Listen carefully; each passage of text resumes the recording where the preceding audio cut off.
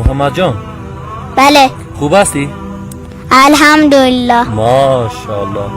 همین کلمه توحید برای ما معنا کده میتونی؟ بله. بسیار منظم برای ما بیان بکو، برای دوستا بیان بکو، طرف دوستا برای دوستا بیان کن. خواهران و برادران السلام علیکم و رحمت الله و برکاته.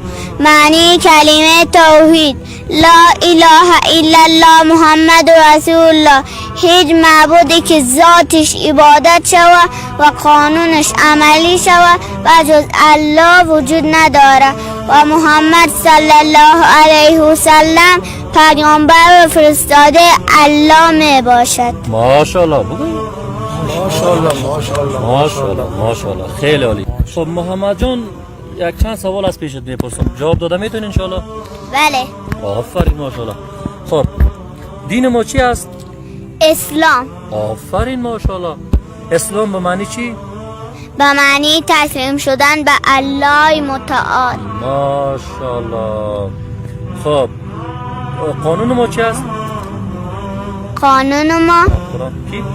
قرآن. قرآن کریم. آفرین خیلی زیبا. خب حال برای ما اگر بتونی بگویی که اسلام چند رکن داره میتونی بگویی؟ اسلام 5 رکن. آفرین 5 رکن. 5 رکن اسلام بر ما بیان بکن. اول کلمه، دوم نماز، سوم روزه، چهارم زکات، پنجم حج. آفرین. حالا ما که نماز میگیم، نماز چی رو میگن؟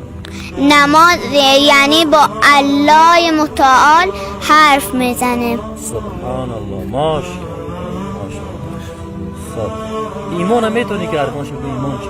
ایمان ارکانش چی است؟ اول ایمان به الله، دوم ایمان به ملائکه، سوم ایمان به کتاب‌های آسمانی، چهارم ایمان به پیغمبران، پنجم ایمان به روز آخرت، ششم ایمان به قضا و قدر. ماشاءالله ماشاءالله ماشاءالله.